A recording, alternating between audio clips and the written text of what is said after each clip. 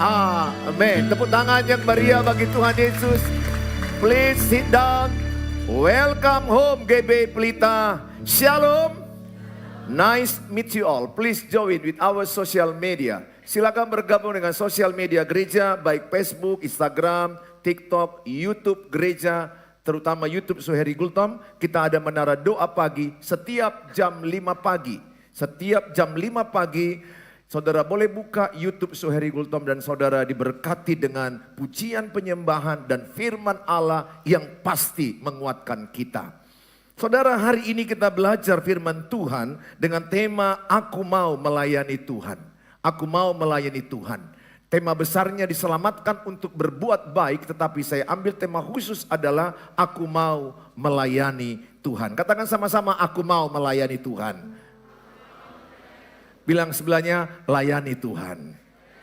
Ya, saudara, kita akan belajar dari kitab Efesus pasal yang kedua ayat 1 sampai kepada ayat yang ke-10.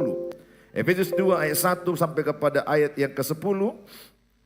Saya baca ayat 1, saudara baca ayat yang kedua. Kamu dahulu sudah mati karena pelanggaran-pelanggaran dan dosa-dosamu. Kamu hidup di dalamnya karena kamu mengikuti jalan dunia ini. Karena kamu mentaati penguasa kerajaan angkasa, yaitu roh yang sekarang sedang bekerja di antara orang-orang durhaka. Sebenarnya dahulu kami semua juga terhitung di antara mereka.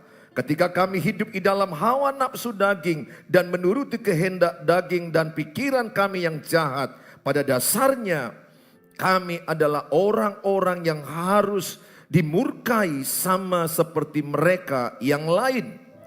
Tetapi Allah yang kaya dengan rahmat, oleh karena kasih-Nya yang besar yang dilimpahkannya kepada kita, telah menghidupkan kita bersama-sama dengan Kristus. Sekalipun kita telah mati oleh kesalahan-kesalahan kita, oleh kasih karunia kamu diselamatkan. Ayat 6. Dan di dalam Kristus Yesus Ia telah membangkitkan kita juga dan memberikan tempat bersama-sama dengan Dia di sorga. Supaya pada masa yang akan datang Ia menunjukkan kepada kita kekayaan kasih karunia-Nya yang melimpah-limpah sesuai dengan kebaikan-Nya terhadap kita dalam Kristus Yesus. 8 sama.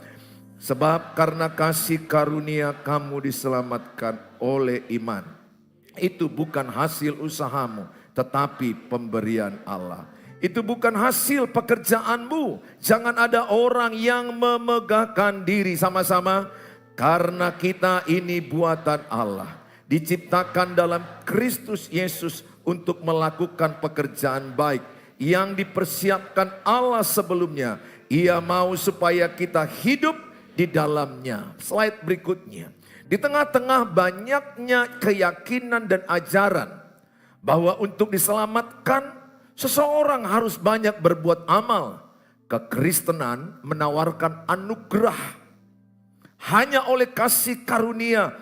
Karena beriman kepada Kristus, kehidupan kekal kita dapatkan. Saudara, bahwa perbedaan agama Kristen dengan agama lain yang mencolok ini, yang paling utama ini, agama lain pada umumnya mengajarkan berusaha berbuat baik, berusaha beribadah, berusaha beramal, menolong orang lain supaya diselamatkan. Tujuannya beribadah, menolong orang, berbuat baik, semuanya itu tujuannya diselamatkan. Kristen beda. Percaya Tuhan Yesus, dia diselamatkan. Karena dia diselamatkan, dia berbuat baik. Dia menolong orang lain, dia mengasihi orang lain, dia mengampuni musuhnya, memberkati musuhnya. Perhatikan perbedaannya. Tanya sebelahnya, udah paham perbedaannya? Tanya sebelahnya, udah paham tidak? Mengerti, paham, itu dasar saudara, dasar sekali. Orang melakukan membawa persembahan ini, ibadah ini, berbuat baik. Tujuan mereka diselamatkan. Kekristenan sebaliknya, karena kita percaya Tuhan Yesus, oleh karena kasih karunia, Oleh iman percaya Tuhan Yesus. Apa arti kasih karunia? Dilayakkan, dimampukan. Harusnya kita ini mati ke neraka karena upah dosa adalah maut. Roma 3 ayat 23, Roma 6 ayat 23, semua orang lahir telah berbuat dosa dan upah dosa adalah maut. Harusnya kita yang disalibkan. Tapi karena begitu besar kasih Allah akan dunia ini, sehingga ia mengaruniakan anaknya yang tunggal. Barang siapa yang percaya padanya tidak binasa, melainkan memperoleh hidup yang kekal. Harusnya saya dan saudara disalibkan. Kasihnya yang besar mengubah posisi kita. Dia yang disalibkan, kita yang dihidupkan. Dia yang mati, kita hidup. Dia dikutuk, kita diberkati. Dia dibuat menjadi segala kutukan dosa, kita dibebaskan dari kutukan. Makanya orang yang percaya Tuhan Yesus dibebaskan dari kutuk. Jadi pahami ini saudara. Saudara semua yang sudah terima Tuhan Yesus, saudara adalah lahir baru. Ciptaan baru, oleh kasih karunia, oleh anugerah. Sekali lagi apa arti kasih karunia? Apa arti anugerah? Artinya adalah dilayakkan. Sama-sama katakan dilayakkan. Saudara yang sebelah itu nggak layak masuk surga. Lihat wajahnya. Tapi dilayakkan. Apa arti anugerah? Dimampukan. Dimampukan. Kalau saudara mendapat kasih karunia, saudara mendapat anugerah bikin usaha 2025 ini, saudara dimampukan. Maka saudara jangan hidup dengan kekuatan. Hiduplah oleh kasih karunia Tuhan. Hiduplah oleh anugerah Tuhan. Dimampukan oleh Tuhan. Jadi sekali lagi saya katakan sama saudara, kekristenan mengajarkan bahwa siapa yang sudah percaya diselamatkan. Roma 10 ayat 9 sampai 10 dikatakan bahwa siapa yang percaya dalam hatinya Yesus adalah Tuhan, mengaku dengan mulutnya, ia diselamatkan. Jadi saudara sudah paham perbedaannya ya. Yang satu berusaha untuk, ayo sama-sama dong. Bilang sebelahnya cerdas sedikit. Nah saudara. Nah saudara.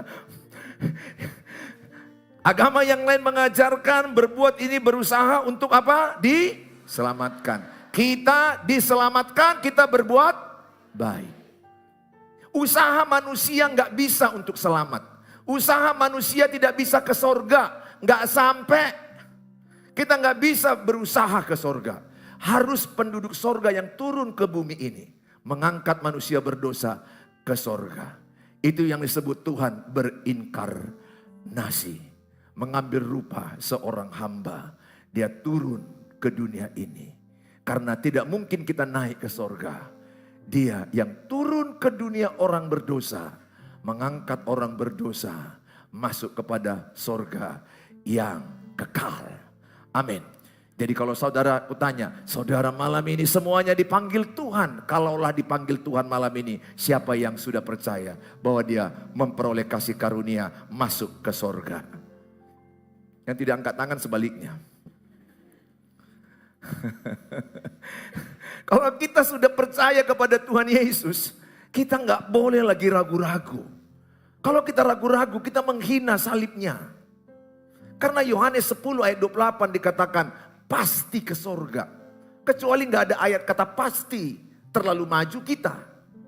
Tapi kalau Yesus berkata pasti, dan aku memberikan hidup yang kekal kepada mereka, dan mereka pasti apa? Bilang sebelahnya, saya pasti tidak akan binasa. Saya pasti ke sorga. Amin. Kalau saya lihat wajah-wajah kalian tampang-tampang sorga nih kelihatan. Amin saudara. Ada loh orang bangga kali dia. Enggak, aku ke nerakanya aku. Ada loh, udah masuk neraka bangga loh dia. Enggak. Aku pernah bilang, oleh kasih karunia kamu ke surga. Enggak Pak Pendeta, enggak layak aku. Jadi maksudmu aku ke neraka. Saudara, harus paham di slide berikutnya. Kita sudah mati. Kematian bukan saja nanti, tetapi menjadi hal yang sudah terjadi dalam diri orang yang belum percaya kepada Kristus. Jadi orang yang belum percaya kepada Kristus, dia sudah mati sebelum mati. Etusia mudo. Do you understand? Sudah mati sebelum mati. Mati apa? Kalau di dalam diri saya tidak ada Tuhan Yesus, di dalam dirimu tidak ada Tuhan Yesus, maka di dalam dirimu ada kematian rohani. Kematian rohani. Jadi dalam diri saya sudah ada kematian rohani. Tinggal menunggu mati tubuhku dan aku masuk neraka. Jadi di atas kepala orang yang belum terima Tuhan Yesus, sudah ada kematian kekal. Siapapun dia. Yohanes 14 ayat 6 berkata tidak seorang pun sampai kepada Bapa, tidak seorang pun sampai ke sorga, itu maksudnya. Kalau tidak melalui Tuhan Yesus. Sebaik apa orang, seusaha apa dia, semurah hati apa menolong, beramal, tidak bisa ke sorga. Amal kekuatan manusia tidak membawa manusia ke sorga.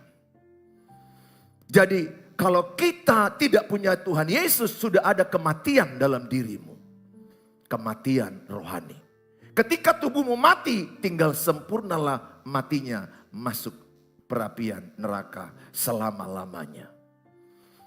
Anak saya Jamie berkata, Pak, teman-temanku itu baik-baik semua tapi tidak percaya Yesus. Apakah ke neraka? Saya bilang, yes. Sebaik apa temanmu tanpa Tuhan Yesus ke neraka? Kita bukan mengatakan itu sadis, kejam Tuhan. No, Tuhan itu Allah yang penuh kasih. Justru karena kasihnya lah dia rela mati di kayu salib untuk menggantikan posisi manusia. Sehingga dia berkata, barang siapa yang percaya kepadaku tidak akan binasa. Syarat tidak binasa, percaya Tuhan Yesus. Maka anakku boruku hasian, dengar ini, pertahankan imanmu. Seganten apa orang yang merayumu, sekaya apa orang yang merayumu, jangan pernah tinggalkan Tuhan Yesus. Sekali mengikut Yesus sampai mati mengikut Yesus. Percaya kepada Tuhan Yesus. Karena ada orang-orang karena menikah, dia menjual Yesusnya. Dia menyangkal salib Yesus. Tidak akan selamat. Menghujat Roh Kudus artinya adalah menyangkal Tuhan Yesus. Satu-satunya dosa yang tidak diampuni, menyangkal Tuhan Yesus. Itulah yang disebut dosa menghujat Roh Kudus. Oleh karena itu, jaga imanmu. Karena ada teman-temanmu yang mencoba pacaran beda agama. Dia menuju kehancuran. Tidak lebih mudah mengangkat beban dari bawah ke atas, lebih sulit. Lebih mudah mengangkat, menjatuhkan beban dari atas ke bawah. Kita tarik, itu lebih mudah. Maksudnya apa? Lebih mudah jatuh imanmu. Sehingga saya katakan anak muda, secantik apa perempuan itu, jangan tinggalkan imanmu. Engkau harus berkata, sampai kematianku, aku tetap ikut Yesus. Saudara, jadi ketika Tuhan Yesus masuk di hatimu, masuk di hatiku, datanglah kehidupan rohani. Hiduplah rohanimu. Maka ketika engkau tubuhmu mati, tubuhku mati, kehidupan roh itu tidak akan pernah mati. Maka di dalam dirimu ada kehidupan kekal. Jadi kehidupan kekal bukan menunggu kau mati. Bukan. Di dalam Yesus ada kehidupan kekal. Dalam Tuhan Yesus ada kehidupan kekal. Maka kalau dalam dirimu ada Tuhan Yesus, maka dalam dirimu ada kehidupan kekal. Pengkhotbah 3 ayat 11. Banyak orang gak paham ini. Pengkhotbah 3 ayat 11. Coba dibuka bang. Di Pengkhotbah 3 ayat 11 dikatakan, ia membuat segala sesuatu indah pada waktunya. Ada waktu melahirkan. Ada waktu lahir, maaf. Ada waktu lahir, ada waktu meninggal. Ada waktu menangis, ada waktu tertawa. Ada waktu suka, ada waktu duka. Ia membuat segala sesuatu indah pada waktunya. Bahkan ia memberikan apa sama-sama? Bahkan ia memberikan apa? Kekekalan di dalam mana? Hati mereka. Tetapi manusia tidak dapat menyelami pekerjaan yang dilakukan Allah dari awal sampai akhirnya. Nah saudara, bahkan ia memberikan kekekalan dalam hati mereka. Berapa banyak yang percaya di dalam hatinya sudah ada kekekalan itu. Beberapa orang melihat saya, Pak Pendeta ini diskusi tentang apa? Dilihat kawannya angkat tangan, dia juga angkat tangan. Walaupun tidak paham apa yang diangkatnya. Saudara bilang sebelahnya, fokus. Ketika saudara terima Tuhan Yesus, saudara tadi saya katakan dalam 1 Yohanes 5 ayat 11, 12, 13. Bahwa saudara sudah menerima hidup kekal. Maka ketika saudara dan saya menerima Tuhan Yesus, di dalam dirimu, di dalam hatimu sudah ada kekekalan. Apa arti kekekalan? Apa arti kekekalan? Artinya selama lamanya. Itu arti kekekalan. Bukan 100 tahun, bukan 100 juta tahun, bukan 1 miliar tahun, tapi selama-lamanya di dalam hatimu ada kekekalan. Apa itu? Tuhan Yesus. Tuhan Yesuslah hidup kekal itu. 1 Yohanes 5 ayat 11, 12, 13. Supaya saudara mengerti ya dasar-dasar keselamatan ya. Please deh. Supaya setiap saudara kalau ditanya orang kalau meninggal kemana? I don't know. Itu urusan Yesus. Usaha rohani padahal rohana. Ada orang, kalau ditanya orang kan pernah nggak dengar pertanyaan, kalau kau meninggal kemana? Ke sorga atau neraka? Atau tanya oleh sebelahmu dulu, kalau kau meninggal kemana? Ke sorga atau neraka? Lihat wajahnya, grogi menjawab, coba lihat. Kalau kau meninggal kemana? Ayo tanya aja dulu. Ayo 1 menit atau setengah detik aja coba. Setengah menit coba. Kalau engkau meninggal, kemana perginya? Ada yang mulai saudara, aku bingung, I confused. Itu urusan Yesus. Urusanku hidup baik-baik aja, urusan Tuhan itu. Salah jawabanmu. Itu urusanmu. Bukan lagi urusan Tuhan, urusanmu. Urusan Tuhan udah selesai di kayu salib. Kalau percaya, diselamatkan. Kasih ya, kalau percaya jawabnya diselamatkan ya. Saya ulang ya. Kalau Yesus sudah mati di kayu salib. Kalau kita percaya kepada kematiannya, dia bangkit pada hari ketiga. Kita percaya ya Yesus adalah Tuhan. Kalau kita percaya, checklist benar. Kalau kita tidak percaya,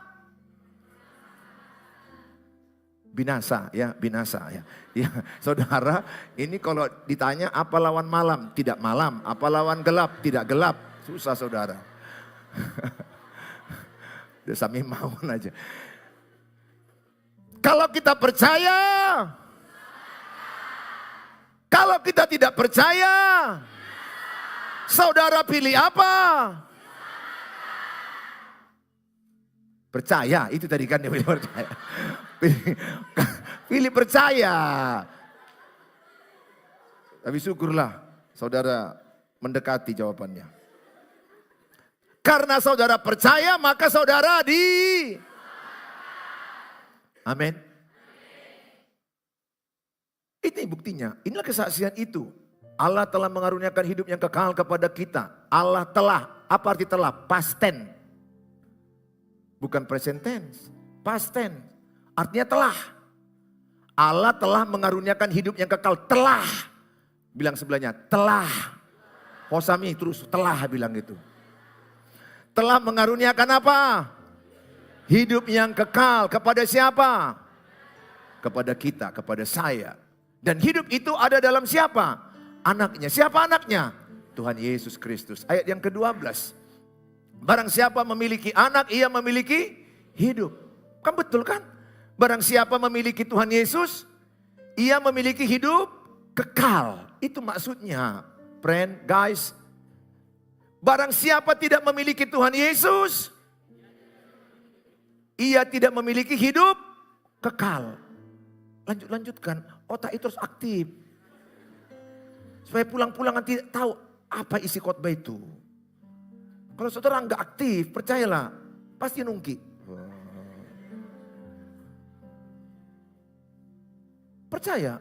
Dan kalau mau lama pikun, otak aktif. Kalau otak saudara dengar khotbah ini nggak aktif, cepat pikun. Ayat yang ke-13. Semuanya itu kutuliskan kepada kamu supaya kamu yang percaya. Supaya kamu yang apa? Percaya kepada siapa? Nama anak Allah. Apa katanya? Tahu. Tahu apa tak tahu? Asai botoho. Itu bahasa Ibrani ya. Maksudnya bahasa Margasi Barani. Supaya saudara tahu. Supaya saudara apa? Tahu bahwa apa? Ikutilah dulu kok ini sikit-sikit. Bahwa apa? Coba kata kamu ganti jadi saya. 1, 2 ya. Bahwa saya memiliki hidup kekal. Katakan sebelahnya, kamu harus tahu. Kalau kamu percaya memiliki hidup yang kekal. Amin. Oh, beri tepuk tangan bagi Tuhan Yesus. Haleluya. Katakan sama-sama haleluya. Saya memperoleh hidup kekal di dalam Tuhan Yesus. Amin. Saya berdoa jangan pernah kau tinggalkan Tuhan Yesus. Aku bisa merasakan ada beberapa wanita di sini digoda oleh orang-orang yang tidak seiman. Dan imanmu sudah mulai goyang. Mulai ada radar itu kurasa gelombang-gelombang. Please. Tolak cintanya. Masih ada si Dapot, si Tagor, si Lamhot yang menunggu. Tapi seiman. Daripada kau menikah dengan yang tidak seiman. Jangan coba. Don't try. Jangan coba. Nah saudara, yang berikutnya, slide berikutnya. Dalam kondisi itu, cara hidup kita mengikuti jalan dunia ini. Jalan yang membawa kita pada keadaan yang semakin gelap. Kita ada dalam kondisi terikat kuasa kegelapan. Sebelum Kristus melepaskan kita selalu menuruti apa yang iblis perintahkan. Kita juga hidup dalam hawa nafsu daging. Keinginan kita selalu menentang keinginan roh. Maka jangan heran dagingmu itu lebih cenderung buat dosa. Dagingmu itu lebih cenderung kehidupan daging. Bukan bicara daging ini. Maksudnya keinginan daging, buah daging. Bukan daging ini saudara. Ini gambarannya aja. Keinginan daging itu cenderung berbuat dosa. Maka saya mau katakan orang yang tidak terima Tuhan Yesus terikat oleh dosa. Ingat dosa sifatnya itu mengikat. Dosa sifatnya mengikat. Sehingga orang payah lepas dari dosa. Ketika orang jatuh dengan dunia pergaulan bebas, seks bebas, hidup sana melakukan hubungan, sana melakukan kesana mana. Dia bebas dan dia mengalami yang namanya keterikatan dosa. Dia merasa bebas tapi terikat dosa. Saudara yang saya kasihi, makanya orang itu butuh Tuhan Yesus. Tiga yang kita sebut tadi, orang yang tidak terima Tuhan Yesus. Yang pertama, dia tidak memperoleh hidup yang kekal. Yang kedua, dia mengalami kematian rohani. Yang ketiga, dia terikat akan dosa. Sehingga dia butuh seseorang menolong dia. Saya kasih gambaran. Sini bang. Ian. Ya. Oke, Ian. Bang Ian, ini contoh saja. Bajunya hitam, tandanya hidup dalam dosa. Gelap, ini juga gelap. Dari ujung ke ujung gelap semua. Berarti banyak kegelapan, banyak dosa. Contoh saja. Gini bang. Ini orang yang terikat, dosa itu mengikat dia. Pernah saudara melihat kerbau di kampung, dicucuk hidungnya, ditarik. Sehingga dosa itu menarik dia kemana dia pergi. Dia nggak bebas menentukan arahnya. Dia pergi ke perzinahan, dia ikut. Dia pergi narkoba, dia ikut. Dia pergi ugal-ugalan, dia ikut. Dia pergi merampok, dia ikut. Dia pergi mengganggu cewek-cewek, dia ikut. Kemana aja dia pergi, terikat. Dosa itu mengikat. Dia butuh Tuhan Yesus. Dia terikat. Dan kalau orang berdosa, jangan pernah kau hakimi. Dia butuh kasih karunia. Dia butuh anugerah. Sama seperti kita semua di ruangan ini. Kita pun dulunya pendosa. Termasuk saya dulunya pendosa. Berapa puluh tahun yang lalu saya bertobat. Tahun 88, 37 tahun yang lalu. Sebelumnya saya hidup dalam dosa. Banyak kesalahan, banyak dosa yang saya lakukan. Pernahkah saudara melihat di televisi orang masuk ke lumpur hidup? Kalau orang masuk ke lumpur hidup, apakah lumpurnya mengisap dia? Betul? Maka ini kita buat contoh, Ian. Orang yang terikat dosa masuk ke lumpur dosa. Dan ketika kau masuk ke lumpur dosa nanti kau berkata, help me, tolong saya. Kasih mic satu. Nah saudara, maka orang yang sudah jatuh dalam dosa tidak butuh penghakiman. Saya melihat orang di gereja banyak menghakimi orang berdosa. Apalagi kalau sedikit-sedikit orang melihat tato, kita hakimi. Di luar negeri tato itu art, seni. Saya pulang dari Bali, hampir semua orang saya lihat bertato. Apakah mereka pasti jahat? Tidak. Tato bukan lambang kejahatan. Tapi tato menurut saya tidak berguna bagi tubuhmu. Karena itu sulit engkau lepaskan. Karena untuk melepaskan tato kau harus disakiti lagi, dioperasi lagi. Untuk apa? Jadi saya bukan menstigma kalau udah bertato itu jahat. Jangan hakimi orang. Jangan mau jadi hakim. Nah saudara, maka ketika dia masuk, maka dia masuk ke lumpur dosa. Katakan ini lumpur dosa. Waktu dia sedang berbuat dosa dan dia tidak tahu. Dia masuk ke lumpur dosa. Truk dia masuk ke lumpur dosa. Nah sampai situ bang. Kalau udah masuk lumpur gak bisa lagi jalan. Lumpur tadi saya katakan dia mengisap. Ya, dia masuk lumpur dosa. Dia ngisap. Tanganmu angkat. Apa yang kau katakan? Help me God. Help me. Yeah, help me God. Oke. Oke, tolong saya. Oke, apa kau bilang? Help me God. Oh, help me God. Nah, dia ini sopan. Udah begini pun dia tetap pelan dia. Help me God.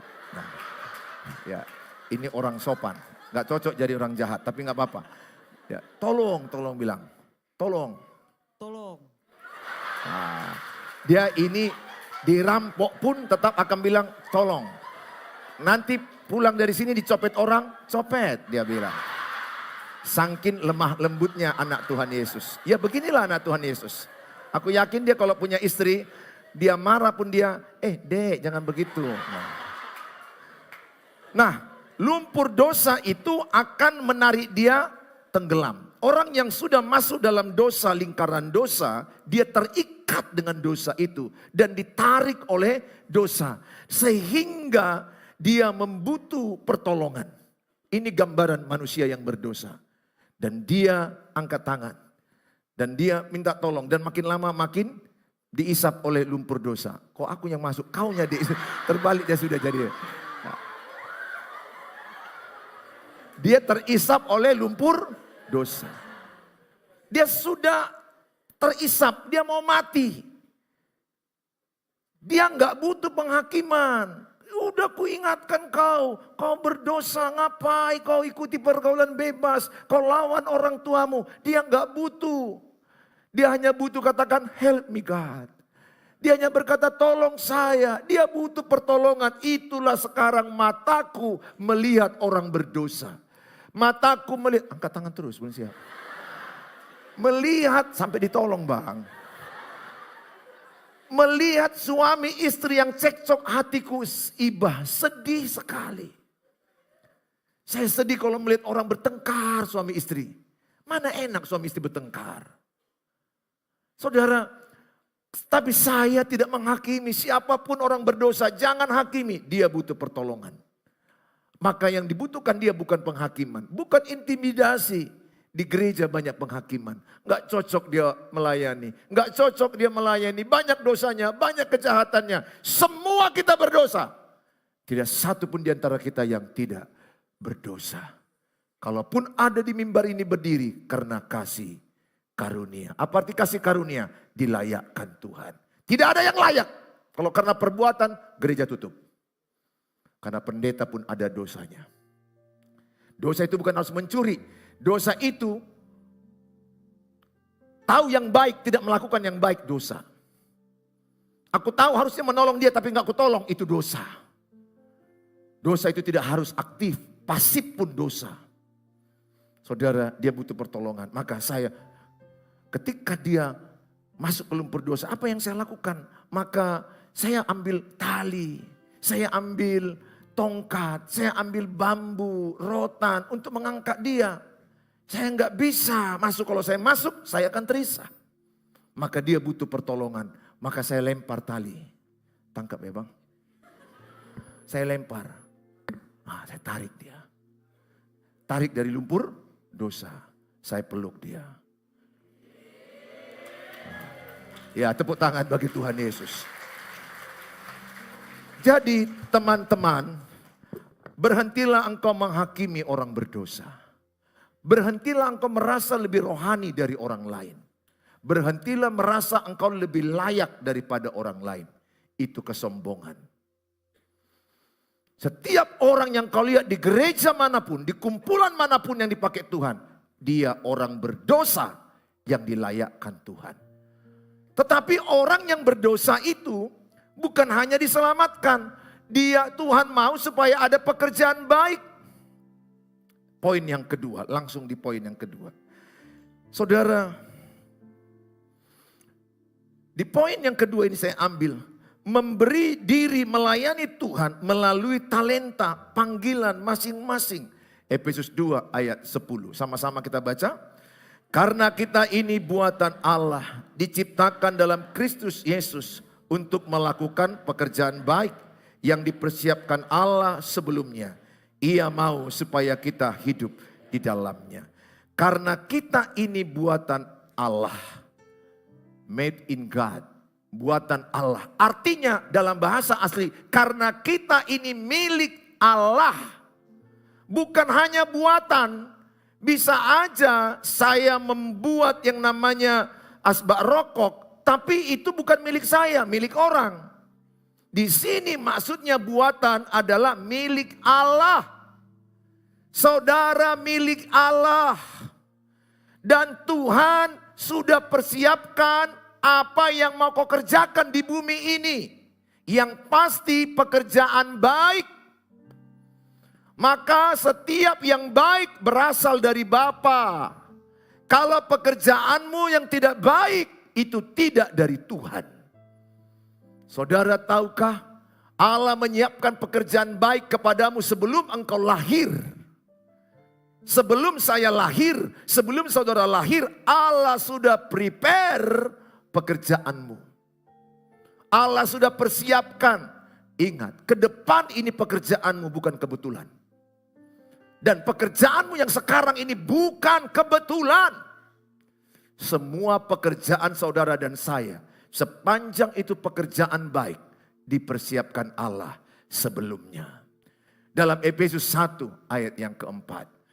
Dikatakan tadi dalam Efesus 1 bang, coba kita lihat. Efesus 1 ayat yang keempat. Saudara, Allah mempersiapkan pekerjaan kita di depan sebelum kita lahir loh. Sebab di dalam Dia Allah telah memilih kita sebelum apa? Perhatikan loh, sebelum apa? Dunia dijadikan. Supaya kita apa? Kudus dan tak bercacat di hadapannya. Sebelum engkau lahir, Tuhan sudah siapkan pekerjaan baik. Sebelum dunia dijadikan, Tuhan sudah persiapkan pekerjaan baik. Yang pasti pekerjaan baik, pekerjaan kudus. Berarti kalau engkau jual dirimu, maaf. Kalau engkau menjadi seorang yang melacurkan diri, itu bukan pekerjaan Tuhan. Pekerjaan Tuhan itu yang kudus. Jaga tubuhmu. Jangan suka-suka cium bibir masih pacaran. Pasti kau akan binasa.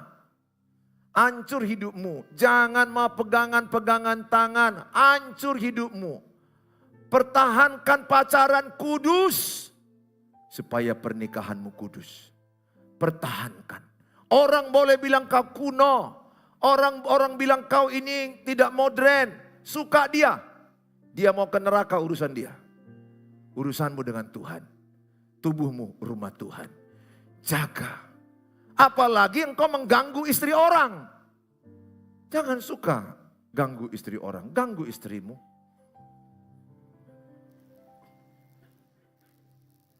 Ganggu dalam arti bercanda, bermain-main, ciduk bah,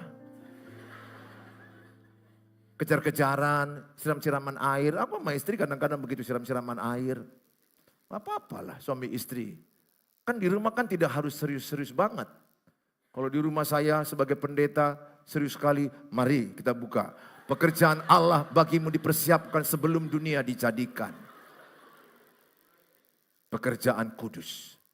Dia pun akan gemetar lihat saya. No, saya jadi ayah yang humoris. Yang sering membuat ketawa-ketawa di rumah.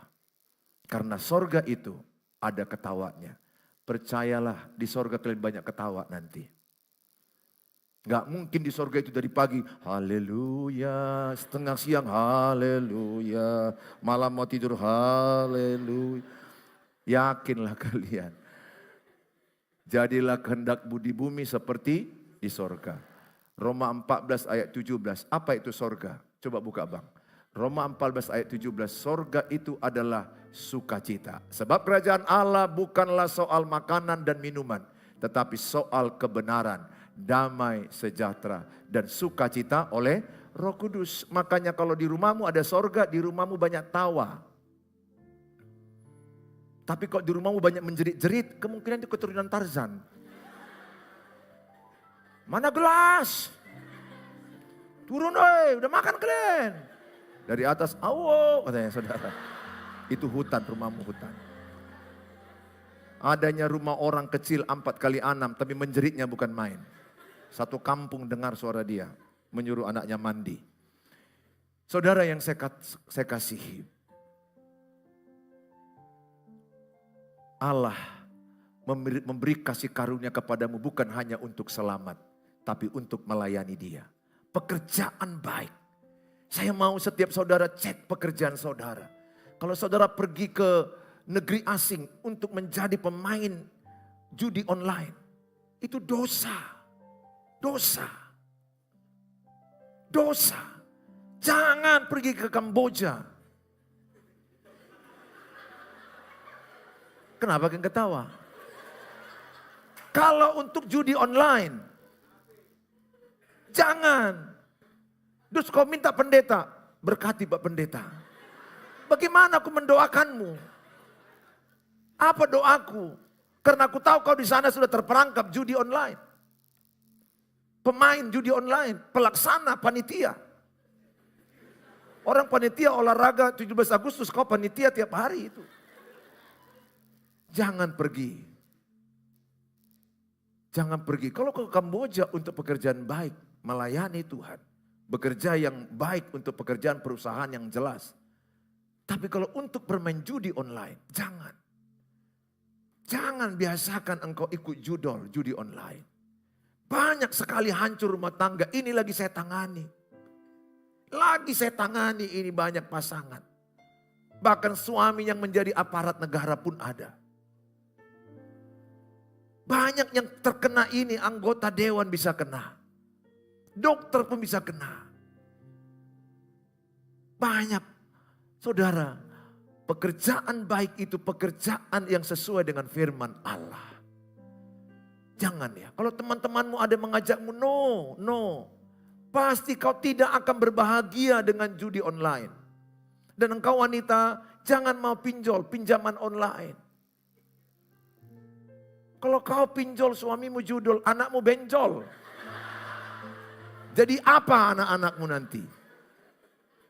Kau tertarik dengan, kami 80 juta murah, mudah. Tidak ada anggunan. Kau tertarik dengan itu dan kalau kau tidak bisa bayar, dipermalukan kau sedunia. Sedunia kau dipermalukan, dikejar sampai cucumu pun tahu nanti. Nenekku berutang busuk.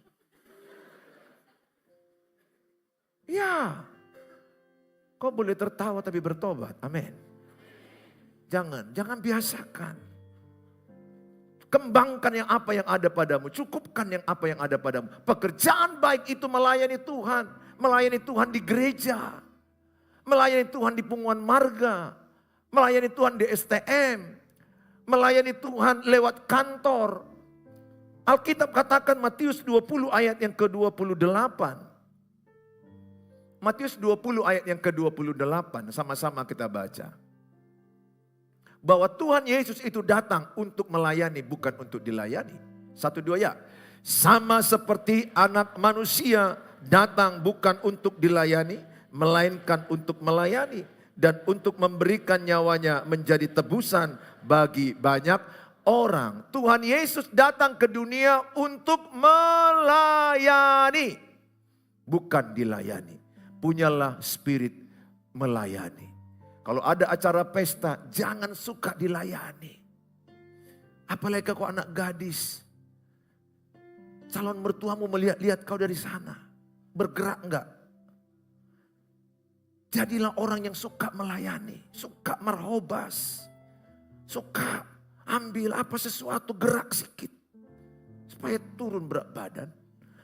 Angkat barang sedikit, bergerak sedikit. Melayani. Di gereja ini pun, ayo mari bersama-sama melayani. Tidak harus jemaat GBI Pelita engkau melayani. Sepanjang kau mau ikut iCare, engkau bisa melayani vokal. Kau bisa melayani musik. Kau bisa melayani jemaat. Kau bisa melayani mimbar di khotbah ini kalau engkau bisa berkhotbah dengan training-training yang ada. Artinya apa? Pertumbuhan rohanimu akan bertumbuh ketika engkau melayani. Praktis. Jangan mau hanya pasif. Kalau jemaat biasa kau pasif. Cobalah bergabung melayani jadi pelayan jemaat di sana. Di training mendoakan orang.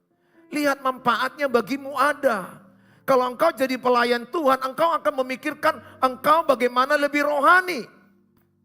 Karena engkau sudah melayani Tuhan, engkau menjaga sikap bekerja, cara sikap mengomong, menjaga sikap. Sama dengan saya khotbah pendeta, saya jaga sikap bagaimana aku dengan istriku, bagaimana aku dengan anakku, bagaimana aku berhula-hula, bagaimana aku berlay, bagaimana aku dalam kumpulan-kumpulan. Aku sadar, aku gembala, aku pendeta, aku pengkhotbah. Itu membuat saya menjaga hidupku lebih baik.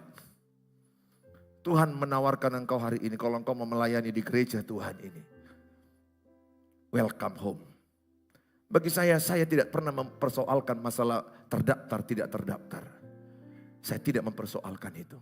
Gereja ini adalah gereja Tuhan. Yang penting namamu terdaftar di surga. Kita satu Tuhan, satu keluarga. Saya mengasihi saudara. Ayo saudara melayani Tuhan. Saya percaya dengan engkau melayani Tuhan, rohanimu akan bertumbuh, talentamu akan bertumbuh. Setiap kita minimal 1 talenta. Ada talenta 1, ada 2, ada 5. Tapi yang 1 ada menguburkannya. Yang 2 menggandakannya jadi 4, yang 5 jadi 10. Artinya apa? Talentamu ada. Aku percaya banyak di sini suara-suara emas. Yang bisa kau gunakan di gereja ini untuk kemuliaan Tuhan. Dan sejak engkau mau melayani di mimbar ini, tentu yang kuharapkan dan diharapkan Tuhan, tinggalkan dosa. Karena saya dipilih Tuhan bukan untuk hanya selamat. Saya dipilih Tuhan untuk pekerjaan baik. Katakan sama-sama, saya dipilih Tuhan untuk pekerjaan baik. Sehingga kau tinggalkan dosa, kau tinggalkan pornografi, kau tinggalkan perselingkuhan, kau tinggalkan perzinahan, kau tinggalkan kata-kata kotor, perjudian. Kau tinggalkan rokokmu pun. Akan kuharapkan kau bisa kau tinggalkan. Supaya jangan habis uangmu dengan rokok itu. Hidupmu bisa lebih baik. Tapi saya tidak menghakimi engkau kalau engkau merokok. Tentu saya beriman engkau bisa tinggalkan rokokmu. Saya tidak mau menghakimi orang berdosa. Please, saya berharap semua saudara. Jangan merasa engkau lebih baik dari orang lain. Jangan mau menghakimi orang lain. Kalau engkau menjumpai orang yang berdosa, dia butuh pertolongan. Dia butuh kasih karunia. Tuhan pakai engkau menolong orang yang berdosa itu untuk datang ke rumah Tuhan. Tepuk tangan bagi Tuhan Yesus. Mari kita datang kepada Tuhan Yesus.